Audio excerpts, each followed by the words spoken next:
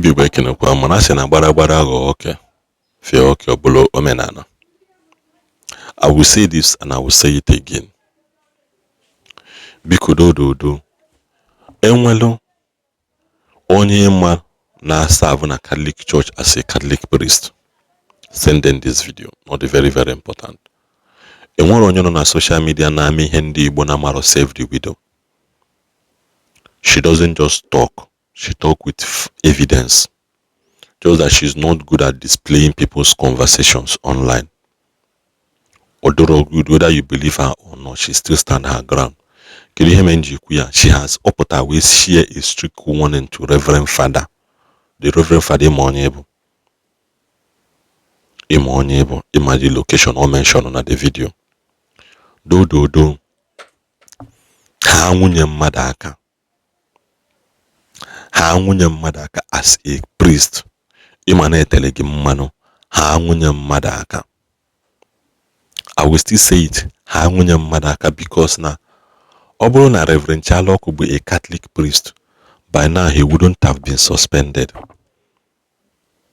Enwere onye ya suspend ya. I said it countlessly. There are so many cases of akwamiko, of mismanagement, of things na Ghana Catholic Church unresolved. There are thousands and thousands of them unresolved. Obolo maka gini onye chi father na echigo. Before if na ha wepụlụ father, unless na that father started threatening their peace. But in as much as that father can akwa iko na-eme ihe niile ọ na-eme, mana still na-eweta returns, ha ya hapụ onye ahụ. So paying attention at this video, this woman, as a priest, ha nwunye mmadụ aka. Again in this video, then we will now come back. Biko Igbo mụrụ nze m ọzọ na-atino na-azị mama wee na-asịta gịnị mgbe ọ na-adịkwa mma nkịta ịtọ ọkpụkpọ anya eri ya n'onu ọ jọrọ ezigbote njọ dia Catholic priest eji ma ha Chineke bi n'igwe na-ayọ. Ọ bụrụ na ị ma na fada ichi na ichi ihe maka ọdịmma ụka, maka ọdịmma ezinụlọ na ọdịmma ndị ọzọ, si ebe a pụta ji eji eyipụ akwa iyi maka akwa abịa bụrụ abụmọnụ nye gị. Kedu ka m ga-esi na-ara nwunye mmadụ gị na mmadụ yigidere ọnụ di ị bịakwa n'elu ọta gbakwa ya akwụkwọ ka na-ara nwunye mmadụ evidence choke here? What is going on? Ekwubie kịta asị na-agba ụka mgba ị na-akwa ụka. I'm a Catholic and mmadụ ama nchụnata ndị ụka. Ọ bụrụ izu, ọ bụrụ ibu ọmọbụgo fada mụ ya nwere issue nke Nsụka diocese. Mụ na emegide ya na the guy kwagide m jụma esogide fada mfụna na fada ekweghị giga. The guy bịazie by fire by forces. Ha na fada wee gbawo nke ọjọọ ya. Fada wee maka the guy si ahụ ọ ga-akpụrụ ya arụ n'ime ụlọ die ọ jụọ ya na fada tekno.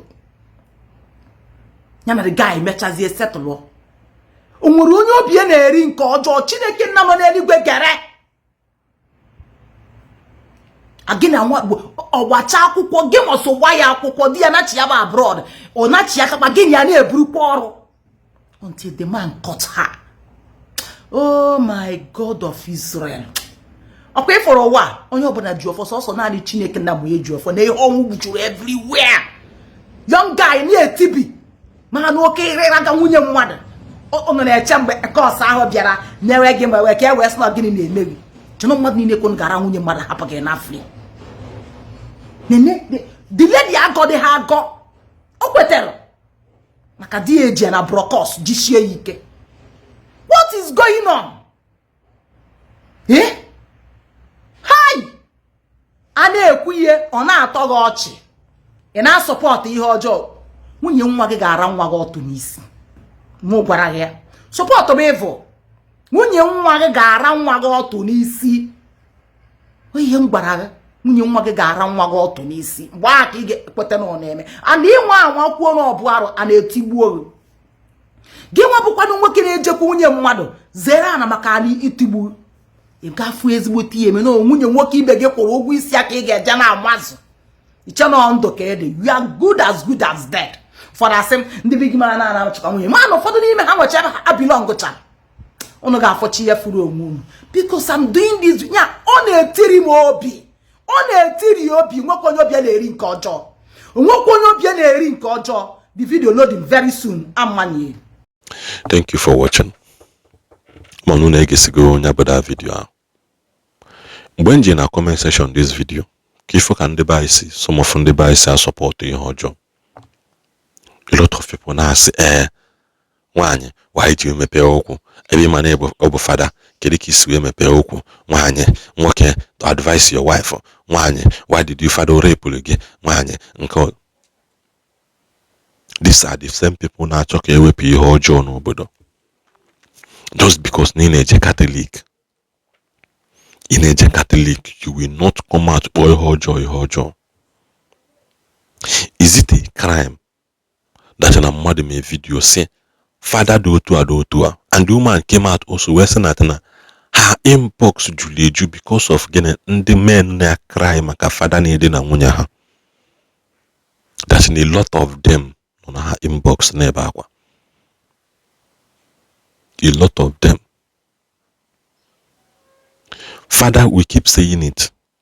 Ọ bụrụ na na-echere gị father is not by force. It's not by force. Echere gị father in order not to tarnish the image of the church.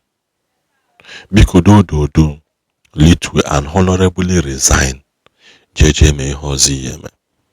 Male ihe ọzọ ihe eji ndụ gị wee eme. Male ebe ọzọ ya bụ imewe ihe ọ na-agala gị. Ọ bụrụ by force. Ikpere Chukwu abroad by force. Enigwe safe abroad by force. Because on that last day, God will not ask you whether you are a priest.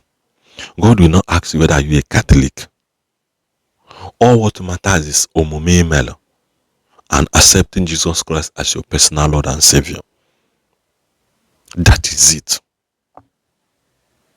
So a lot of these people during a comment section now say, father, hapo father aka, you are accusing father wrongly. Why? Father rape William. Why? Imana father bu father, why do you mepe oku? So you will not even caution a woman feel that no na di. Or you de kwa iko ebozo. So na kata manya mepe oku ebozo. Manya bu na father ko mepe loba. Enwere onye na-apụta tụọ father odo say father ịma na ebu father ịmakwana itegudije eme such thing with onye na-abụ n'ogodo di is a sacrilege on its own to your calling and to your anointing. Where for onye nọ na di a lot of things na ga down under the sun. A lot of things na ga down under the sun. Mana most people put maga feel that no nwere ihe na-eme no imagine ka just no nọrọkwa ka ụwa na-aga no aya ma nnọkọ ụwa na-aga things na-emebi. A lot of people na-asị hapụ father anụ nwa aka kịta na-akwụza are the same people na-ekpe da pastor nwere isi nkwọcha nọ na Abuja na-agba egwu, but the same people join na-ekpe maka na gịnị mere na ọ na-akwọ nwa dị church member. The case will arise there. These are the people online now say, this man or commit ihe ọjọọ, he should not be a pastor, he should be jailed. Man, at the same thing your father committee ka onye ọzọ commit unu kpọọ onye ọzọ si jide ya tigbuo, mana ụmụ mma mkpọ father ka ejide father tigbuo. Mmadụ na-abụ committed the same crime, mana unu osisi hapụ ofu onye maka na you if you're white or Roman Catholic Church that touch not my anointed. Mana pastor nke ọzọ unu osisi kpọta ya ka etigbuo maka na pastor na-etere ya mmanụ. What then is the difference? Ihe ọjọọ bụ ihe ọjọọ regardless of onye ọbụla melia. That is the truth. Ọ na-akada system gbasi wepụta wee sị na ndị fada na-ahara asị ha achụọ ya n'ọkwa. Unu wele ndị fada gbahadu woman ọwụọ si na convert to Islam. Ọ convert to Islam unu wee happy since ahụ. Unu wee happy since ahụ ọ na-abịa masị na-eme ihe niile. Unu wele ya mgbe ya wụọ mee ihe niile. Those people gbada woman war, where are they today? Where are they today? say ka makwana ka isi support ihe ọjọọ to the limit I na support ihe ọjọọ, because now whatever you back up, whatever you support will definitely come back to you. Ọ na-aghọta? Ekwuchakwa m ka ọ dịkwa.